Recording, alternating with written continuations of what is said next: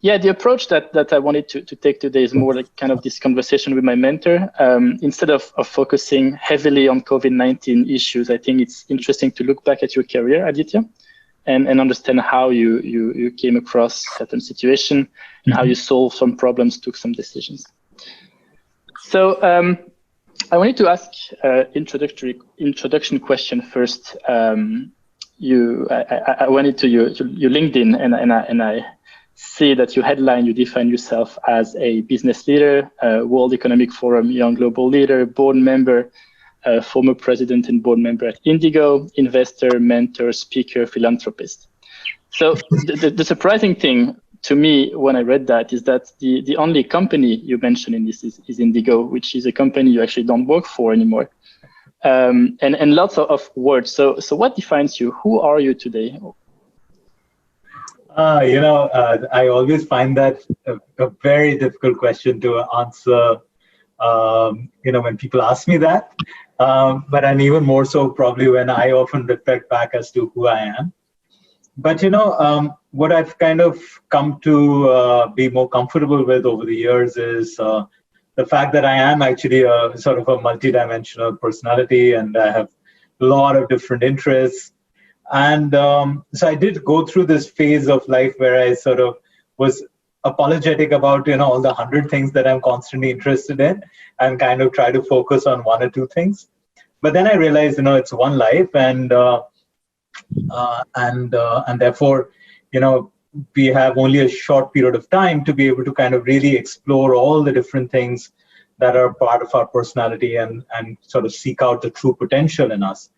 So if you had to really force me to define myself, then I think I'll say that I'm a wannabe polymath, and I'm ever curious, constantly learning. But yes, these are some of the things which are various aspects of my life where I spend a lot of my time in, whether it is companies like Indigo where I work the most amount of time, whether it was as a lawyer or whether it is now as board member on various companies. But then I also like, I have a fairly deep interest in philanthropy. I mean, I don't talk about it too much because it feels like a little awkward, when you're talking about something that you're doing for others. But I'm also interested in books and reading and film and this, that, and the other. So Bhupen, of course, knows me since my days in college. So I think that's one part of my personality which has remained consistent, that I used to hardly spend any time in class, but always either debating or theater or dramatics or something of that sort. Yeah, if I could just add to what Aditya is saying, I distinctly remember first time when Aditya and I went together for an inter-college debate, and I think we ended up winning some money. Either he won the debate or I won the debate, and we just felt, I think it must have been maybe $4 or $5 or something, perhaps, in today's probably, market. Yeah, probably, and we just thought that we had really arrived. Absolutely. God, what are we going to do with this money? So, from then to now, the world has certainly changed. The world is. I must say, Julian, every time I look at Aditya's story, and as we were talking about this yesterday, sometimes I've ended up asking him and putting him in very uncomfortable situations. But I must say that I feel extremely proud to have witnessed his journey firsthand, right from. Not many people know this. He wasn't an economics student to begin with. I was a student of history. He was in history. History. Wow. History. Imagine. And now that you're talking about his past life, I really want to know how, for a student of history, I did maths, by the way. Yes. But from history to law to business to philanthropy, I don't know. Scuba diving thrown in between. What a journey for Aditya Ghosh. But Bhupen, actually, some of it was just out of necessity, and in some ways. But what I realized very early on, and this is something I encourage a lot of youngsters younger colleagues that I come across, that our sort of formal degree in education should not define who we are, and at least should not at least constrain us from really, trying out our luck or our efforts at different things. For example, again, Julian, Bhupen, while he was a student of math, he was extremely good at Hindi, and he was extremely good at, and his father was a very famous political science professor at Delhi University. So he's another multidimensional personality. And from there, he's gone and built a career in journalism. The reason I say this, Julian, is it may not be very surprising to you. You come from a country in Switzerland, or for example, even St. Gallen, the university that you went to, which encourages these multidimensional, different facets coming together. In India, although it is changing, but I don't think it's changing fast. But certainly when I was in college, it was very straitjacketed. It was very straitjacketed. The best jobs in the world would always go to the engineers and then the MBAs. It's interesting because I did study for a few months in India, and it was quite interesting to see that 80% or 70%, I think, of the school doing the MBA were engineers. And I felt like, And then you look at around the world, some of the most successful companies in the world are run by people who never went to business school. Whether it is some of the major airlines of the world, many of them are actually lawyers. Whether it is United Airlines, Southwest, or for example, Ken Chenault, the very famous chairman CEO of American Express, was actually from Harvard Law School and not from Harvard Business School. So, but same thing actually used to be with sports as well. Where people used to say, if you're a sports person, then you're not supposed to be good in studies, and if you're good in studies, then you're not supposed to be a sports person. That has changed a lot now. So I think it's just that slight more confidence to be able to take on risks, which has allowed these various people. Yeah, I understand. One question, because I understand about undergrad that you can have super diverse undergrad and then still go back into another field, and this is what happened to you. But I feel like once you go to law school or medical school, you're kind of entitled to one career. And this is how you started your career. I think you were associate in one of India's leading law firm. And I think you were 28 or 29 when you decided to kind of quit the practice and go to Indigo, which was Interglobe. There was no planes, I think, at the time. So that was kind of a bold move. What was the motivation behind it, and why did you pivot like that? See, that has actually been a pattern of my life, over a period of time. That whenever I feel that I am getting into a comfort zone,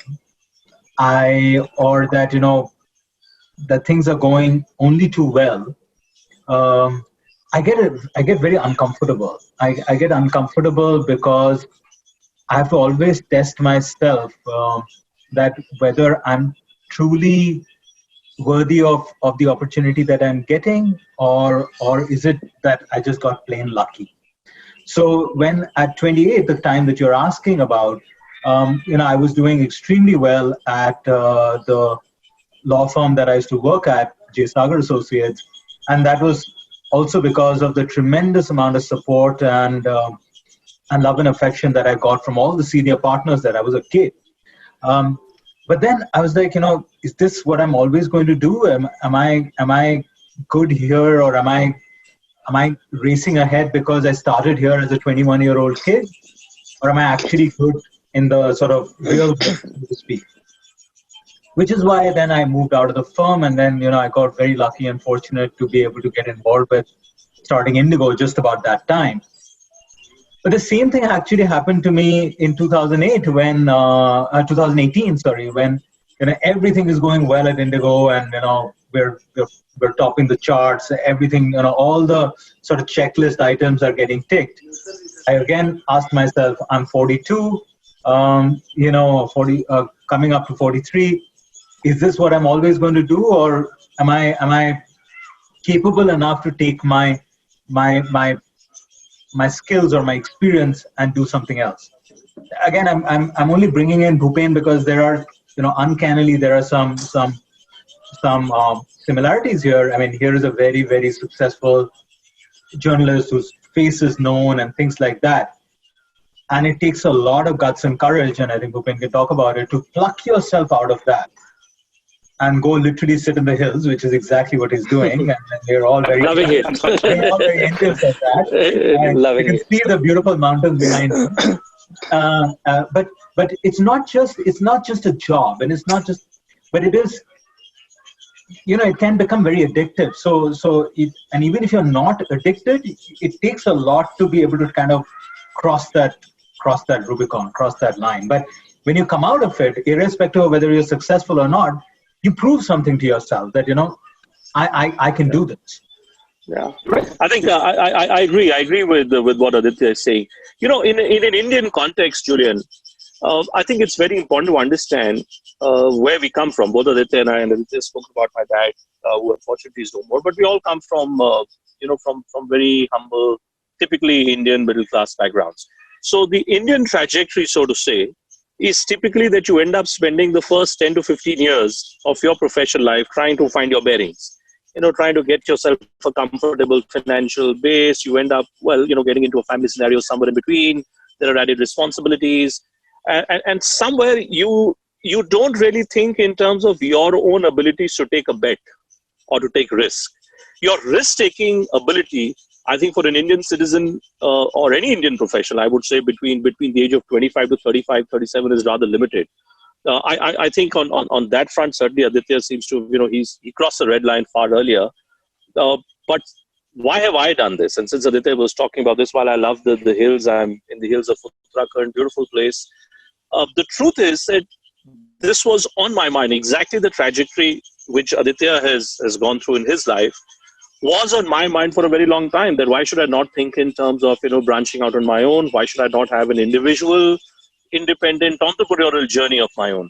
I think in an Indian context, what tends to happen is that this ability to embark upon your own always ends up being tested very, very aggressively, by the kind of position that you may have achieved in your respective domain by then. There are big, huge financial stakes which are involved. Nobody wants to, give up. I could have just done what I was doing at my network till I would have retired, and I would have lived a very, very comfortable and rosy life. But the ability, I think, to test one's own self. A lot of people have asked me this question, for instance, that why now? Bang in the middle of this corona pandemic, why now? I genuinely believe that if ever there was an opportunity to try something new, something which is completely disruptive, that this was the opportunity. In many ways, I look at Aditya as an inspiration. And I think that people like Aditya, me, in many ways, I think will end up maybe inspiring a whole range of Indian citizens out there who may have an individual entrepreneurial journey, but may not be willing to take that journey for various reasons. I think I've done that. Aditya's done that. Let's see where we go. One concept that you mentioned, Aditya, which I'm not a lot of question about is luck. Because I do consider myself quite lucky. The people I've met before, might be some kind of symposium which or other events, might be the company I work for. So, of course, it goes together with risk, but how much of your current situation is linked to luck, and do you think can influence luck? You're muted. Great question, Julian. I'm so I'll answer this in sort of various ways. I'd like to believe that I'm more of a rationalist than somebody who is who believes in destiny in some ways. I don't know whether I believe in destiny or not. But whether it is luck, or whether it is fortune, whether it is opportunity, I think, in some ways I feel that, and I must explain that statement of mine. In some ways I feel that everybody's almost equally lucky. Or most people are exposed to almost an equal amount of opportunity, right? And I say most people because there is a difference in which country you come from, or what education you have, etc. But by and large, the question really is that whether you hold on to that opportunity and whether you find that courage from deep within to try and really make the most of it. You know, the reason I say I'm lucky or whatever it is that, look, I was not the smartest kid in class. I may have been intelligent, but I was certainly not topping my class, whether in school or in college. Yeah, I was a bright kid. I was above average and all of that, but I wasn't, coming first and all right through. I did not go to the most, the most prestigious, college in the country or in the world, right? But there were other students who were in a similar situation. There were other youngsters who were in a similar situation. But who makes the most of that opportunity that is in front of you, right? I think that makes a big difference. And by the way, Julian, I know it's kind of odd coming from somebody who became CEO at the age of 32 and all of that. I'm actually not a very ambitious person. I'm actually not. I'm very fearful. I'm very fearful of not being able to come good on the responsibility that has been given to me. I'm very fearful of failure in that sense. Not failure in success or failure in that sense, but failure in terms of, did I put in my heart and soul into it? Did I go in with all of my honesty or purpose? I'm very comfortable if the outcome is different from what I expected it to be. But did I try really hard? And that is something that I'm very, very paranoid about, right? When we think about business, right, all of the things that we just discussed, the three of us discussed in the last 20 minutes, in the current, the so-called VUCA world, right, and it's been, I think, VUCA for a while, businesses also have to actually do exactly what we have been talking about. Do you push yourself and reach deep within and believe in yourself and chase that dream? Do you let go of what has made you successful so far and say that, no, I'm going to give it my best shot? Are you comfortable not only by yourself, but even your employees and your team, if they fail? And when I say fail, my definition of failure is the outcome was different from what you had expected it to be, So just the same things that we are doing as individuals, do we as a corporate, as a company, as a business, in this world, which is the topic that we want to discuss today, are you being able to do some of the same things? Or are you going to fall back on the same, trodden path and say, okay, the next 15 companies are doing this, I'm going to do this a little bit better, but I'm not going to do something fundamentally different. I'm so fearful of failure. I'm so fearful of letting go of my material things, right? I mean, when somebody makes a career change, they're risking personal things, right? They're risking their home or their car or their children's school education or whatever it is, right? As a company, you're risking all the material things, right? The offices and the planes and the jets and this, that, and the other. Your personal as well, like all the people working for you, you're somehow risking their life. Exactly. And just like, and I find it, I keep saying, organizations are like human beings, right? So just like you said, when I am risking something or I'm making a career move, what will I try to do? The first thing that I will try to do is I'll try to make sure that my children's future is safe. Or I'll try to make sure that if my parents are somebody I'm responsible for, they have a roof above their head. After that, I'm willing to take my own risk. In the corporate world, often very unfortunately, what we should be doing is we should take care of our children, which means our employees. Are the employees safe? Are my shareholders, and then after that, I take the risk upon myself. But actually what happens in reality is actually just the opposite. We keep making things secure for ourselves and put the rest of them under the bus. But if we actually, why I purposely started off this whole discussion in a sort of very individualistic way, and I brought in Bhupen also as examples, is that now that you see, you just take that and you put it into the way you run a business, and then you see some of the most admired companies in the world. the G's of the world, the Starbucks of the world. I mean, some of the most admired companies of the world, which over a sustained period of time have been sort of, have been admirable organizations. They do exactly this, actually. Yeah, that's quite interesting. I do have another question about, as you raise business now, to go a bit away from your personal life. And I wanted to kind of face you back to some failure you had, but honestly, it's hard to find. Indigo is a big success story.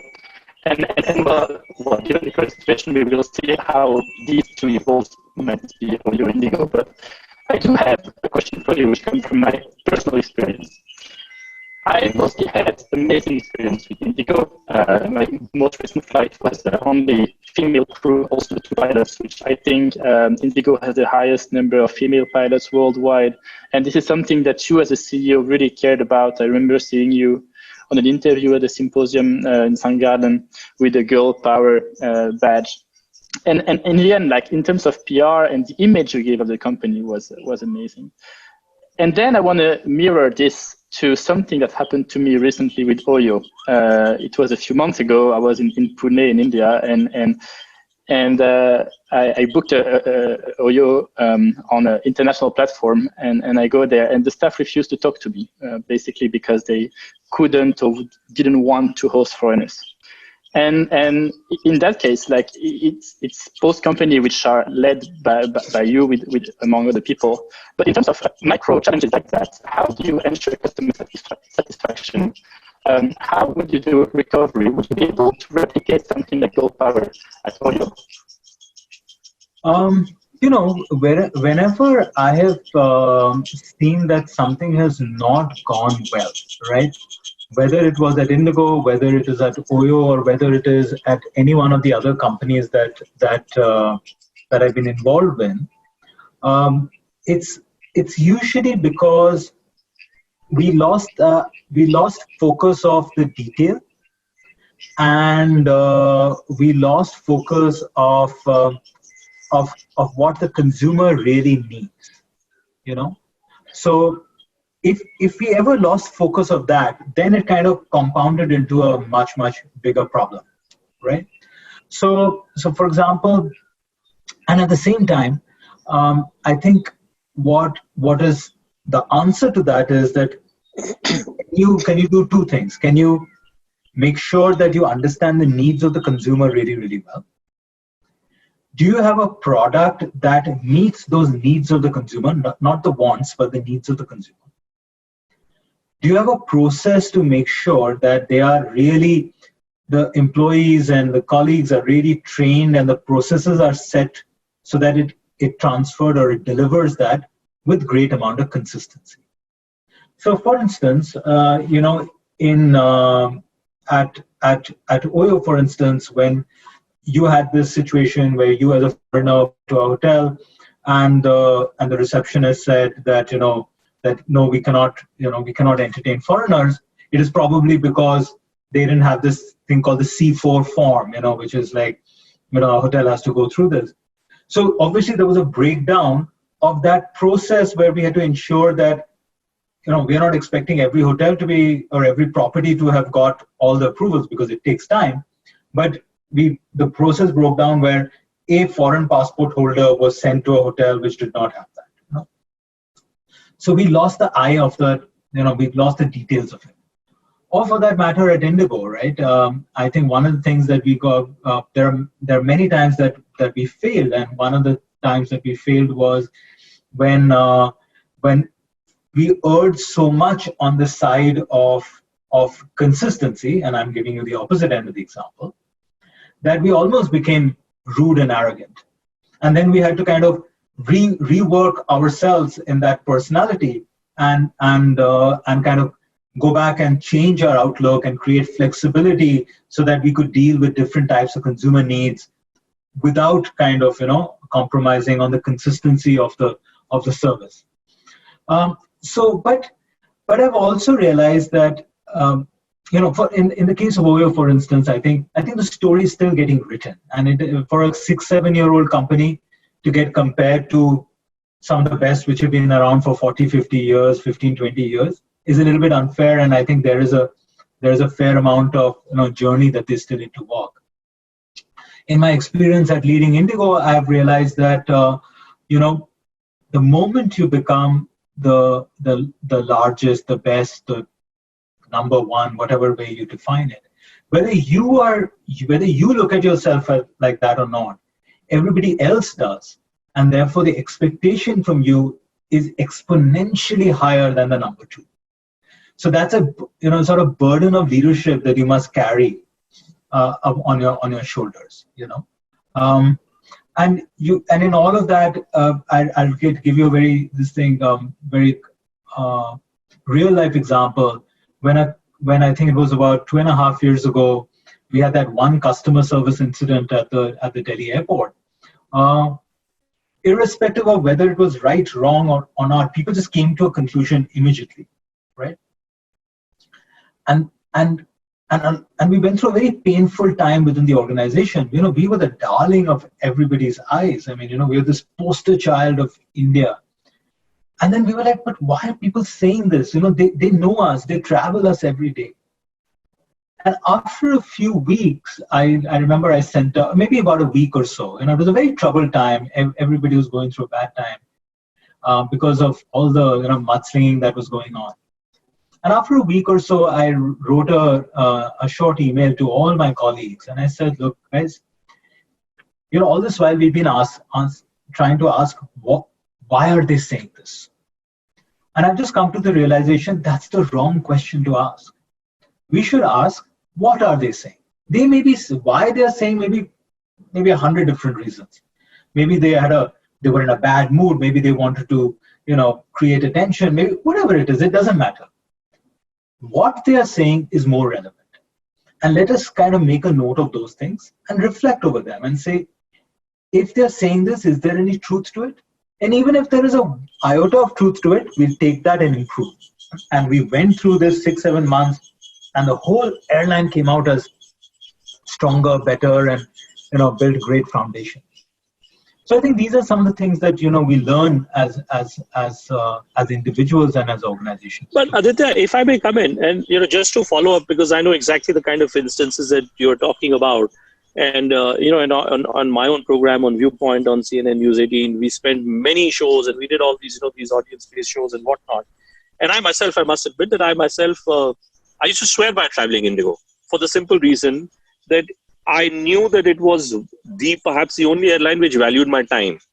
So, I could plan a trip from Delhi to Mumbai and back, get on a meeting in Mumbai, come back to Delhi, get on a meeting here, do my broadcast, because I could time the departure and arrival, as per my clock and as per my requirement.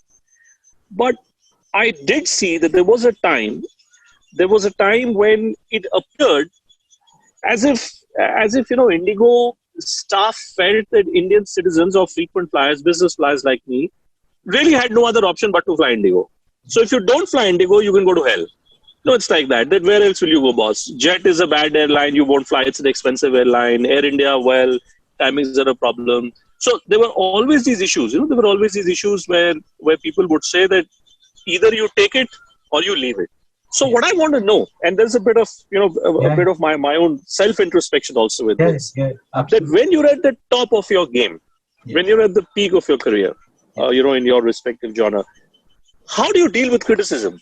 Yeah, exactly the what and why question that you're raising, Aditya. How do you make a distinction between the two? Yeah, great question, Bhupin. And Bhupin is absolutely right. And I'll tell you the reason why that happens also. First, I'll give you the reason why that happens. Nobody actually, most companies, most good companies, I'm not saying every company, but most good companies actually want to do the right thing. But there are some unintended consequences that happen. So, when we were going through this massive expansion, on one side, what we were doing well, we were creating more and more choices for the consumer, and therefore consumers were following us, and there were more and more flights, and the same thing with Oyo as well. Today it's the most present, geographically present, hotel brand in the world. But what happens is then you start saying, okay, I want to make it very, very consistent. And when you're in this very distributed sort of a network business, rather than like a factory, you have to err on the side of consistency, right? So you err on the side of discipline and you swing the pendulum on that side. And you kind of make a mental note that, there will be a few people who will be upset, but 99 people will be happy. First mistake, which is exactly what it was a learning. Because even that 1%, even that one customer is equally important, right? So that was the first mistake. Then you said, oh shit, I've got to find a way to not only be consistent, but also take care of that individual customer. So that's item one. Item number two is, it reflects on leaders like me. And I don't want to talk about any other leader or any other company, but let me talk about myself. Whatever I start talking about, whatever I start spending time on, my rest of the organization also does that, So, for instance, there was a time just after the IPO, etc., where, we were going every 3 months to the analysts and saying, so many airplanes, largest market share, this, that, and the other. So every employee also starts saying, so many airplanes, largest market share, this, that, right? So there is somebody who actually, who knew me kind of, doesn't know me very well. He pulled me aside and he said that to me, one senior guy, and he said to me, Aditya, I was sitting next to on an Indigo airplane, and there was a young pilot sitting next to me. So now I'm thinking, okay, he's going to go at me for something. So then he says that fantastic flight, everything was on time, super clean, all the things that Bhupen was saying. I said, okay, so something is coming. He said, then I started speaking to this pilot. Now I'm thinking, oh my God, did this one employee say something? I said, so what did he say? He said he's in love with Indigo. I mean, he just he just worships you and worships you personally, and he loves the airline. So I said, okay, what's the problem? You're telling me this for some reason. He says, all I had to say was, why do you work for Indigo?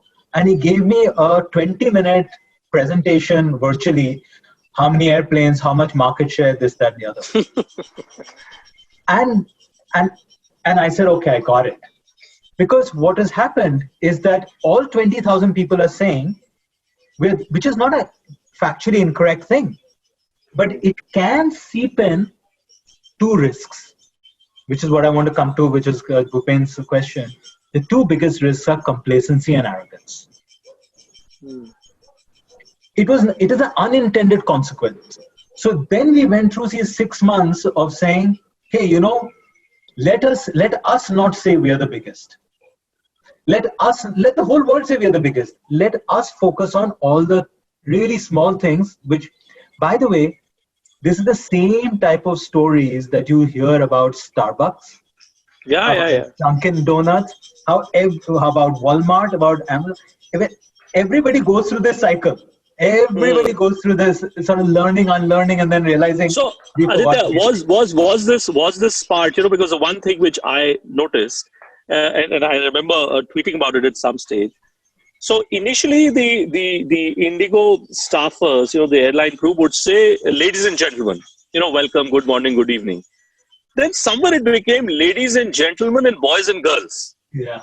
So what was the story behind that? At what stage did ladies and gentlemen became boys and girls? Bhi kaise add ho gaya? Ye batao aaj zara. This happened long ago. This happened, I think, in 2009, 10 or something. And it was actually, if I may remember correctly, it was actually Rahul's idea. It was not my idea. But of course, we thought it was great, because we were having a lot of young flyers. And how that came up was I had started a few things for young flyers, that little passport and things like that. Right, and I remember Rahul coming back and saying, hey, then why don't we address them? But of course, the bit that I have never been able to answer for myself is why did we say ladies and gentlemen, boys and girls, and not girls and boys? And that's the thing I've never been able to answer for myself. Yeah, maybe your successor would be looking at it closely. I want to build on this question on your answers. And asked by a chat because you talked about Indigo, and he said you had experience with Indigo and now Oyo. And do you find the DNA of these two companies different or same? So how would you answer the same for Oyo now? Oh, very different. Very, very different DNA. Very different. So look, it's only because different market, different, they're 10 years separated in time. The geographical spread of Oyo is over 80 countries, whereas Indigo is in 4, 5, 6 countries, 7 countries. The pace of growth at Oyo is very different.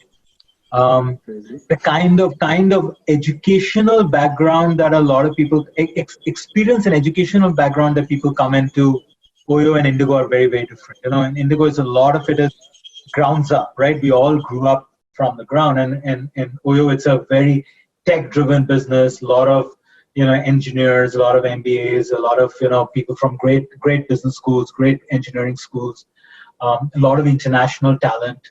But I think but there's also a similarity. The similarity is that, and I'm not saying Oyo is at a final stage. I think we make a lot of mistakes. There are lots of things that we have to improve upon. But the similarity is that you have a product like hotels, which so far had been very expensive or not available, or there are only a few and far between. And it's trying to democratize that product and service across 80 countries. And we've gone from 4 countries to 80 countries in a matter of year and a half. And then, the Corona crisis has happened and all of that. So therefore, as I said, the story is still being written. But there is definitely that sort of a sense of purpose behind it, that how can we democratize this product or service across. And also for the very first time, we have a fighting chance of being the first truly global brand out of India, right?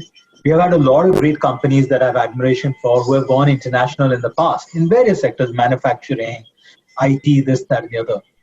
But 80 countries around the world, 700, 800 cities, you can see an Indian name on a street corner. This is the first time that you're seeing that opportunity. Starbucks make chai latte and yoga as well. Indian company. Yeah, if I could just pick up that thread, because Aditya, it's coincidental that today we're having this chat, and just last night on my digital simulcast, I had Ritesh Agarwal on the program, and I really enjoyed talking to him. This young chap and full of insights. But I love the projection that he gave us about what going to a hotel would be like. So, it was about a glass cabin-oriented reception, a key-less hotel, a contact-less hotel. What I'd like to know from you at this stage, since you have experience of the civil aviation sector, now you're with Oyo, what I want to know is that in this COVID kind of an environment and post-COVID, what are the kind of changes you think? How could flying be? For instance, if I have to fly, at the end of the day, I'm flying in a compressed environment. There is air conditioning, so it's a restricted kind of a place. Much like if I go to an Oyo place, it is a restricted kind of a place. What are the kind of specific changes, if you could highlight maybe 2 or 3 changes you think are bound to happen and which may end up creating this new sense of normalcy, whether it's hotel or the civil aviation infrastructure? I think, Upin, I kind of see this as what will happen till the time that a vaccine is found and what will happen post-vaccine, right? So the reason I say that is that when people are doing this massive predictions that over the next 20, 30, 40 years, this will change and the world has changed forever, I don't quite believe that, because the moment you have a vaccine and the vaccine becomes affordable and largely available, people's just paranoia will just, drop. So that's one thing. Now, having said that, till the time, I think there will be initially there will be a fair amount of suspicion, a fair amount of sluggishness, a fair amount of, this sort of distancing in many ways, right? And it is kind of awkward, right? I mean, it is not a human thing. We like contact, right? I think there will be certain things which will become as contactless as possible. Like, you can literally, today the technology exists that you make a booking through your credit card and you go to the hotel or you go to an airline gate and punch in your credit card and it reads you, and you actually take some kind of an ID proof and scan it, and it matches the two. The swing gates open and you're in, right? You can pre-book your meal. So there is not even any change in currency, or you can just literally tap your card on the machine, right? So that even if you have to buy food, etc., right? But having said that, so there'll be, I think, all of these things which are easier done in hotels than in airlines, of course. Immediately, though, people will have to get used to the fact that it will take longer to check into an airplane. It will become the cost structure of an airline may go up. The only silver lining is maybe fuel is a compensatory factor. Where if crude oil comes down and ATF comes down, then that's a compensatory factor. But otherwise, if you cannot carry 1/3 of the passengers because you cannot sell the middle seat, it's bound to kind of increase your cost structure dramatically. Post-vaccine, all of this thing will kind of change. I think it'll be very, very it'll be a big mindset change for hotel staff and cabin crew and airport staff, because they will be coming into contact with a lot of people, or they'll be in the proximity of a lot of people. So, the kind of suits they have to wear, uniforms will change and headgear will change and things like that. But there is other philosophical thing that, Bhupen, you and I should have a separate session on this someday and we should chat about it. And Julian, you'll understand, what the world is, what's happening actually is the world is becoming distant. Borders are getting closed. Xenophobia is rising. People are taking more nationalist interests. But if anything that the COVID crisis has taught us is that a collaborative approach between nations, between consumers and producers, between private and public enterprises, is what will actually prevent the next big climatic crisis or environmental crisis or a bioterrorism attack or something of that sort. So one has to actually not go with the flow, but say, hey, hold on. I understand that I have to create some of these, immediate fences around me, but let those fences not become borders. Where, we become so distant from each other and nations become so distant from each other that we actually invite the next biggest crisis upon us. It's a deeply, it's almost antithetical, the way that the world actually needs to move versus the way the world is actually moving. Yeah, sure. I take that point. It's part of me hates being late, but I guess we cannot just stop the conversation here. I would like to switch to maybe a topic to conclude. It's more about leadership and skills. I read an article in the Business Insider where it qualifies you as the troubleshooter in need, which I guess now Oyo needs it. But basically, my question we got in the chat as well is, from you, what's the biggest quality or assets of a business leader according to you? Do you think that you have it? And what other skill would you like to acquire more to make you even more successful? And the question we got from the chat would be 3 leadership lessons which you want participants to take away. Well, I know over a period of time I've become known as that troubleshooter. I've become known as that guy who can come in kind of help scale things up or help fix things. I think the very first, and this is just out of experience, right? Like Bhupen said, I mean, I never went to business school, right? So this is just what I've learned over the last 15 years. The very first lesson that I had is that as a leader, one must always be conscious and be acutely aware of the fact that everybody's constantly watching you and you are leading by example. Yeah. That basically means an organization can pick up your bad habits, but that also means that if you are able to lead by example, you can set the organizational culture in a way that people start copying you, and you can create the kind of way that you want that organization and you want colleagues and employees to behave, and especially when tens of thousands of people are involved in very, very different sort of circumstances. So that's item number one. The fact that you're the role model, the fact that you have to lead by example, and the fact that everybody's watching you all the time. The second thing is that the second realization that I've had is that even though you're a leader, you're not really in charge. And there's a difference, and that you are as much a part of that team. And there may be various occasions when you might have to follow the lead of some other team member.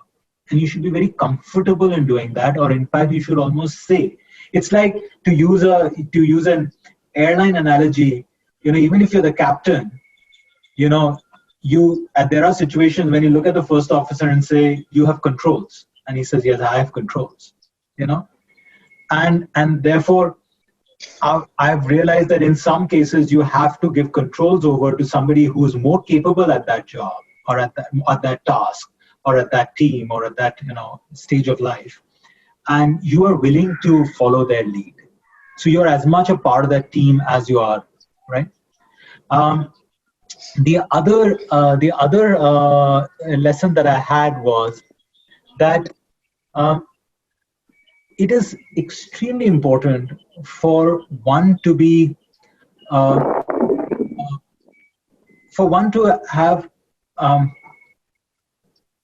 the humility to expose your weaknesses, to have the ability to kind of acknowledge what you don't know or what you know, and even if you have to change your mind, a line that I often use is, even if I had said something to my team the previous week and I changed my mind because I either figured I was wrong or I got some new information, I'll just say, look, I woke up smarter this morning.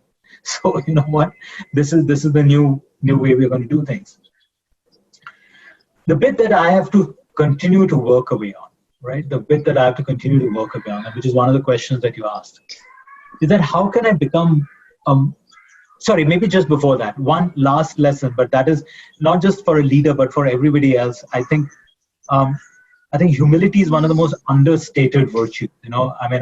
I really think that, especially in a world which is extremely macho and extremely aggressive, and everybody wants to kind of, do that, pocket the next $1 billion in your pocket or something. I think humility is one of the most underrated virtues. So the thing that I have to constantly work upon, and it's a journey, is that while I'm a learner and I'm a student for life, I need to become a better and better listener over time. I have improved, but if there was one thing, I'd be very open and say, okay, I have to tell myself, I have to teach myself of how to be a better and better listener over a period of time. Can I put it this way, Aditya? Now that I'm listening to you, and I'm loving this conversation. If I was to put it in an Indian context, look at how in a typically corporate environment, yes, you can look at any kind of an individual. The truth is that there are many people who like the yes men around them, the yes men and women around them, right? And I understand it gets, sometimes like when I used to lead a very young team, so often I would just throw up a question in terms of a policy or a particular department of the government. Oh, yes, sir, absolutely. What you're saying is right, sir. And I could go back home and I think, oh, wow, I knew 9 of those 10 things. So as a leader, explain to me, when you end up surrounding yourself only with the yes men, while it may make you feel very happy about yourself, does it end up doing long-term damage on the prospects of the company that you lead and your own self, frankly? Great question. And I'll answer it in two ways. How I used to do it earlier versus how I've started doing it in the last 4-5 years. Earlier, Julian and Bhupen, there was a very famous test that investment banks in Wall Street used to do. It used to be called the elevator test, where the idea was that you're interviewing somebody or you're interviewing somebody for your team. And the question was that if you were stuck in the elevator with this person for an hour, would you still kind of survive, or are you going to kind of kill each other? And most people said that, the ones who I can survive with are the ones who are coming in. I used to also do the same thing, right?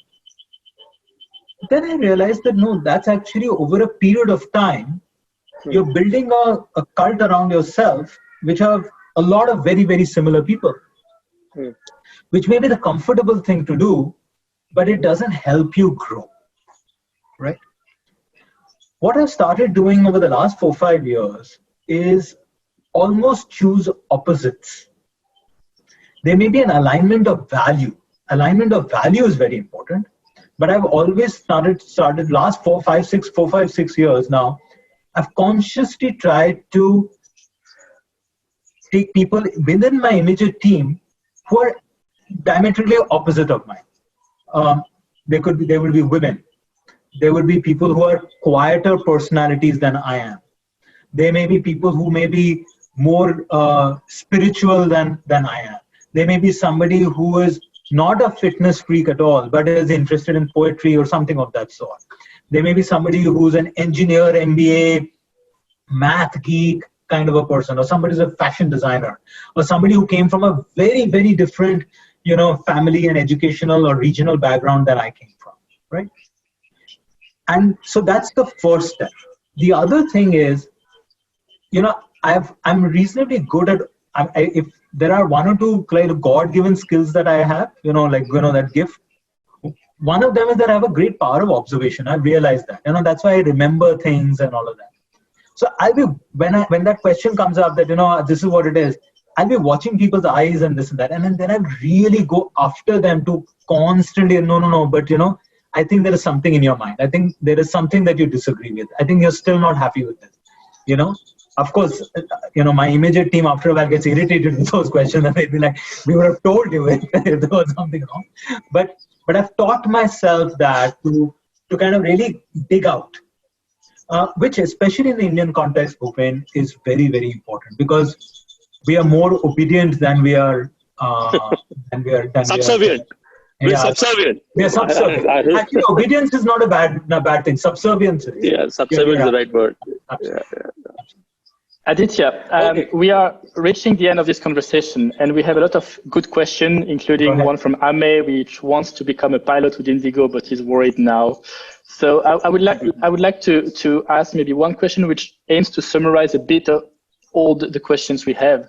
Yes. Is where do you see yourself? Where do you see Oyo? Where do you see Indigo / the aviation industry in 4 weeks, 4 months, 4 years, and 4 decades? That's a matrix question now. and you have 6 minutes. Okay, so I think let's talk about the travel business. I do believe that the travel business is by and large a fundamental need of a human being. Whether you're going for work, you're going for education, you're going for healthcare or whatever it is. Yes, there is some amount of discretionary travel, and I think that will undergo some serious pressure. But by and large, that essential travel is something that's going to, that is a fundamental need, and that is not going away. The current crisis that you see is because of an artificial, restriction. The moment that floodgate is opened and people, the airplanes are allowed to fly and people are allowed to go to airports and interstate, traffic is the thing. You'll see a sort of surge, maybe a somewhat of a sluggishness, and then a recovery. But that recovery will be led by affordable segment of the market. But that goes for anything. That goes from shampoo to it goes for bicycles to it goes for air travel also, or hotels for that matter. The affordable segment of the market will lead the recovery because people will still need to satisfy that fundamental need, but they will also have another need, which is to conserve cash.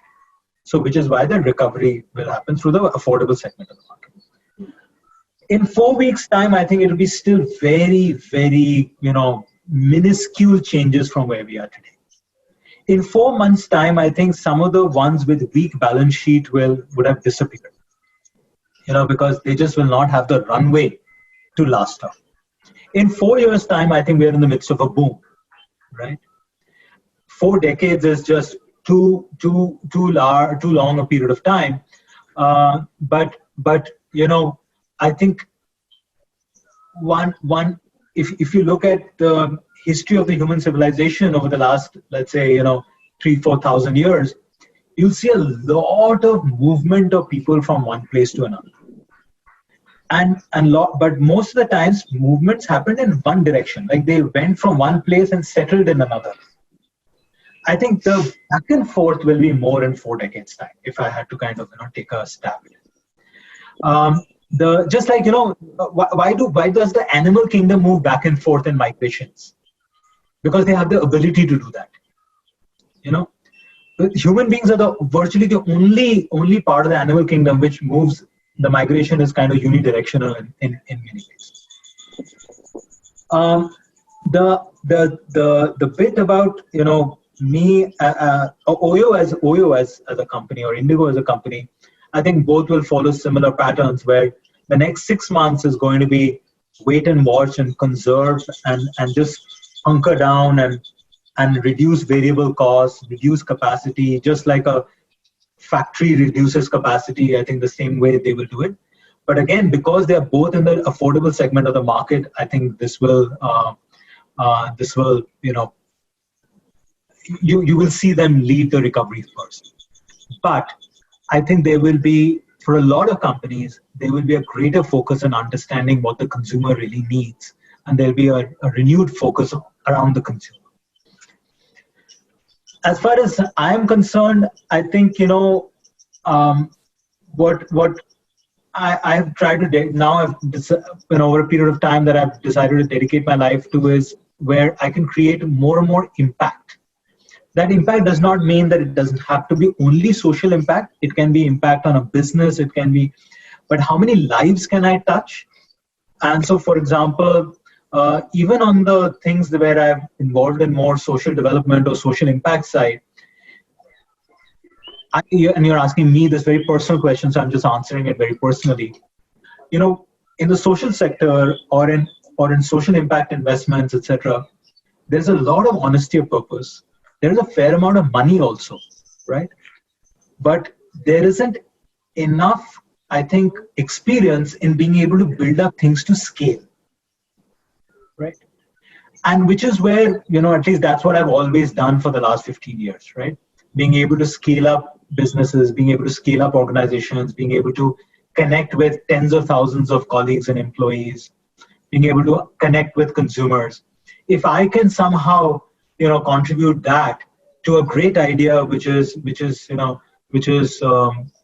then I think, I would feel very good about myself. Let me put it that way. And then there are some very personal goals, like, will my children 10 years from now say good things about me as a father? Or will my friends and immediate colleagues say good things about me 10 years from now? Because, that's the last thing I want to finish with. People often ask me, what is success? And for me, true success is when 10, 15 years down the line, someone looks at you and says, I want to be like her, or want to be like him. And to be able to get there, you have to make a lot of right choices, or more number of right choices than wrong choices, and live your life in a certain way for 10, 15, 20 years. When somebody says, I want to be like him. So that's a test that I think I'm going to be on for the next 40 years. I'll be 85 then, so I'll be the next 40 years with a pretty good target for myself. Thank you very much for joining us today. Thank you to Bhupen. Please enjoy the Himalayas. For me, in Singapore, we don't have mountains, and I miss them crazily. My biggest takeaway from our conversation is... By the way, there's somebody on the chat box who just said, excellent thoughts regards Anupam Sarawala. Anupam knows me for the past 20 odd years. I haven't met him in 20 years, but thank you, Anupam. So very kind, very kind. Yeah, my biggest takeaway is humility. And I really liked when you said that you emailed all your colleagues instead of you email all your employees, which I think is the key also in how humble you have led Indigo and you're still carrying your business venture now. Thank you everyone for joining. Thank you to Speaking.